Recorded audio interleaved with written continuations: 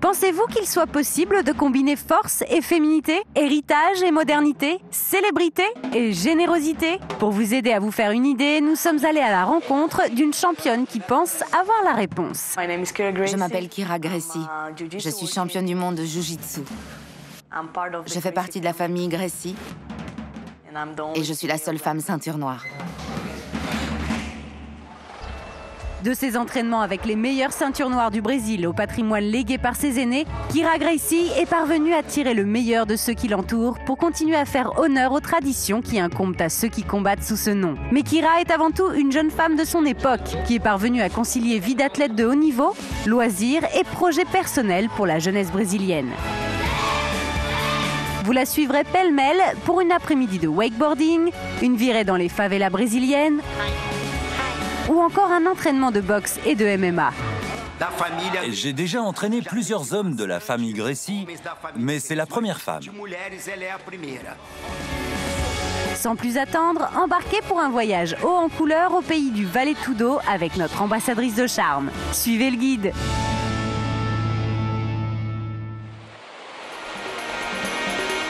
Kyra Gracie est née le 29 mai 1985 à Rio de Janeiro, au Brésil, là où tout a commencé pour le légendaire jiu-jitsu de la famille Gracie. L'histoire du jiu-jitsu brésilien a commencé avec mon arrière-grand-père, Carlos Gracie.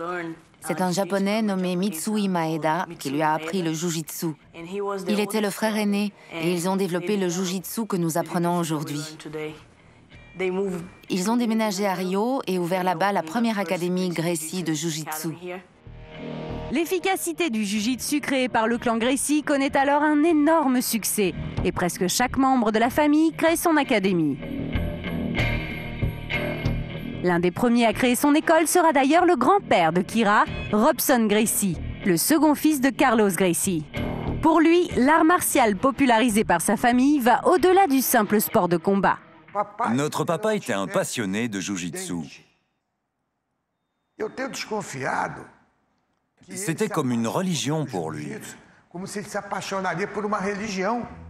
Cette religion, Kyra y a évidemment été convertie très tôt, même si elle ne se souvient plus exactement quand. C'est vraiment difficile de dire quand j'ai commencé à m'entraîner vraiment, parce que je m'en souviens pas en fait. Je peux dire que j'ai commencé à m'entraîner après avoir appris à marcher. Dans la famille, on a eu des filles qui s'entraînaient. Sa maman, Flavia, s'est entraînée, mais peu après, elle a arrêté. Nous, on pensait que Kyra allait faire la même chose. Mais tout de suite après, elle s'est inscrite dans un championnat. Elle a lutté. Et de façon très surprenante, Kyra a pris les choses au sérieux. Loin de l'effrayer, ses responsabilités vont la pousser à s'entraîner plus dur que les autres, plus intensément que les autres. Même si quand Kyra combat, la famille Gracie n'est jamais bien loin, à l'instar de son oncle Renzo. Dans ma famille, Renzo, par exemple, il est toujours très gentil quand il me parle. Il ne dit pas des choses comme « Allez, vas-y, tu dois faire ceci ou faire cela ».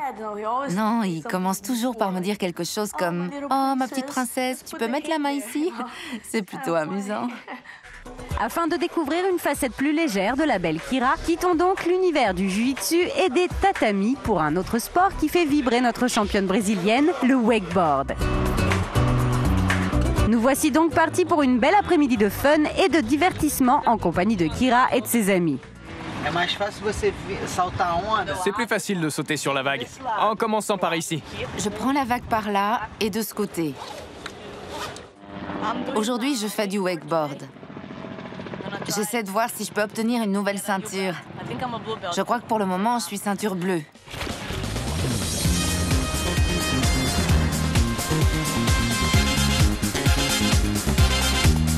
Notre championne de Jiu-Jitsu semble prendre énormément de plaisir à pratiquer le wakeboard. À se demander si elle a déjà pensé à se lancer dans un autre sport.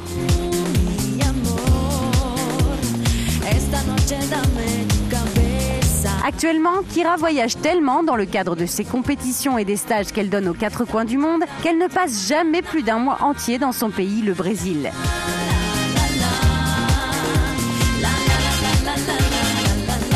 Des après-midi entre amis comme celle-ci sont donc pour elle de véritables bouffées d'oxygène dans un emploi du temps de championne surchargée. C'est très amusant, ça me détend et ça fait travailler beaucoup de choses qu'on utilise en jiu-jitsu. Mais dans un sport différent, donc c'est très amusant. Parfois c'est fatigant de s'entraîner autant, alors ça fait du bien de venir ici et de se détendre. C'est sur ces belles paroles que nous regagnons la terre ferme après cette belle virée dans l'océan Atlantique. Toujours sur Rio, nous retrouverons Kyra dans quelques jours dans un nouveau costume, celui de professeur. Nous rejoignons Kyra à l'Instituto Capacidad, l'académie qu'elle a fondée il y a quelques années avec son ami Bruno dans le but d'enseigner le jiu-jitsu aux enfants pauvres de la région. Ça fait déjà 3 ans qu'on fait ça. Nous avons 150 enfants et le jiu-jitsu change vraiment leur vie. Les enfants viennent juste de terminer leur leçon et dès leur sortie, ils se jettent dans les bras de leur ange gardienne, Kyra. Bonjour. Très bien, très bien. Tout le monde se dirige en direction des tatamis dans la joie et la bonne humeur. Avant de commencer cette nouvelle session de Jiu-Jitsu, professeur Kyra a une annonce importante à faire aux enfants. Qui veut participer au prochain tournoi?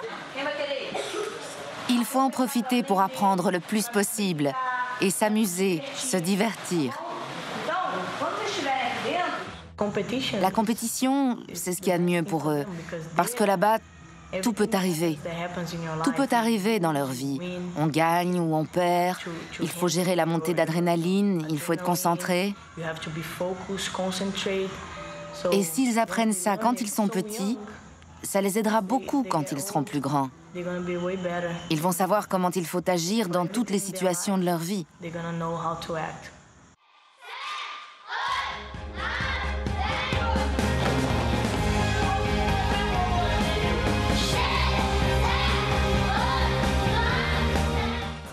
Pour s'entraîner ici, il faut aller à l'école. Il faut être bon à l'école, avoir de bonnes notes, et alors ils peuvent s'entraîner au jiu-jitsu. Je crois que ça a plus de valeur que toutes mes médailles.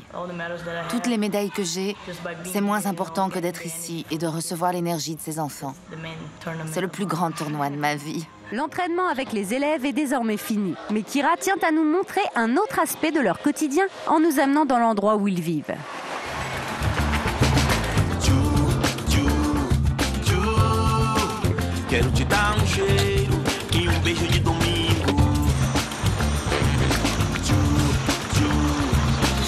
C'est ici. C'est très sale. C'est là qu'ils vivent. Bruno et moi, quand nous avons des vêtements ou de la nourriture, nous en faisons toujours don aux enfants et aux familles.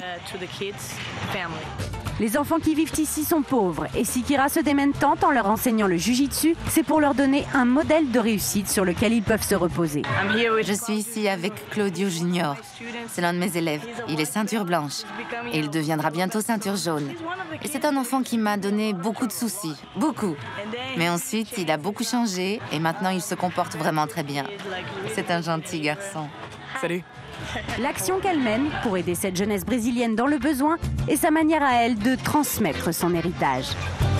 Femme de défi, elle n'hésite jamais à se remettre en question et est prête à tout reprendre de zéro pour réaliser de nouvelles choses.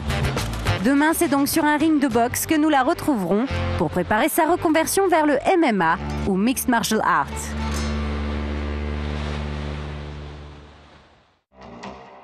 Notre maître des arts martiaux nous a donné rendez-vous à l'école de boxe Nobre Arte, tenue par le légendaire coach Claudio Coelho. La championne est déjà sur place en tenue de combat, mais cette fois-ci, le tatami fera place au ring de boxe. Un ring que Kyra n'est pas la première des Grécies à fouler. Le programme du jour, entraînement individuel, perfectionnement de ses enchaînements de boxeuses et sparring sur le ring. Mais avant tout cela, place à la préparation et à l'échauffement.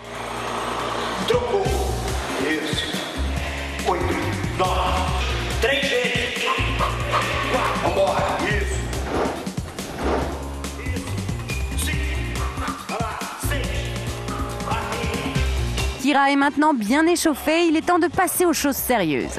Quel que soit le statut ou le palmarès de ses élèves, Claudio ne fait jamais de cadeaux. Allez, tourne ta main. Vas-y, encore une fois. Concentre-toi parce que là, il y a des mouvements à réaliser qui sont différents.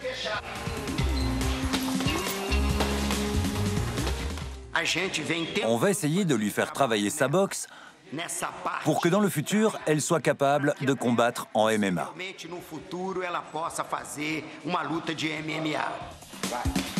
Vas-y, vas-y.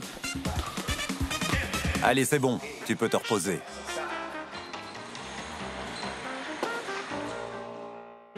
C'est aussi génial de s'entraîner avec quelqu'un qui a entraîné mes oncles et mes cousins. Il a entraîné toutes les générations, alors c'est un très grand plaisir pour moi.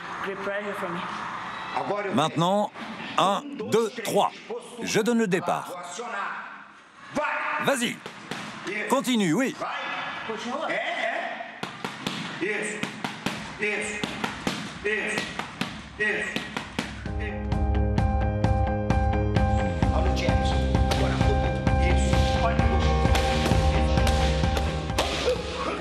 C'est une athlète complète parce qu'elle est très motivée et disciplinée. Elle s'applique beaucoup pour y arriver. C'est pour cela qu'elle a atteint ce niveau au Jiu-Jitsu.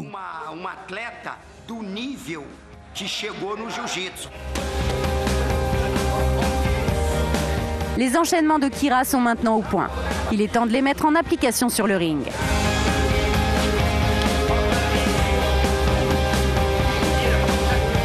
L'adversaire du jour, Sergio, un ami de Claudio et Kira.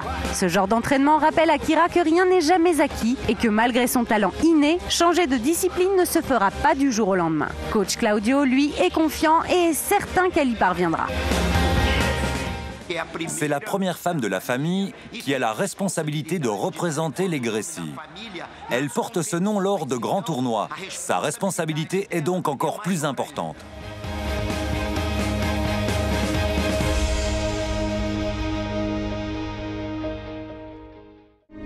Ces quelques jours passés avec Kira nous ont permis de faire connaissance avec l'univers du légendaire clan Gracie et avec celle qui représente leur futur.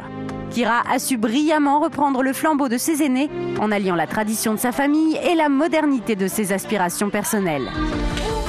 Elle est en train de réaliser ce que mon père, le Messi Carlos Gracie, a commencé à faire, c'est-à-dire accomplir des miracles. Kira Gracie est une championne exemplaire et elle entend le rester pour continuer à montrer que les femmes ont plus que jamais leur place dans les sports de combat. Pour moi, un champion, c'est quelqu'un qui assimile vraiment tous les principes de l'art martial et du jiu-jitsu. Les gens ne se souviendront pas de combien de fois j'ai gagné un championnat, mais ils se souviendront de qui je suis. Et pour moi, c'est le plus important.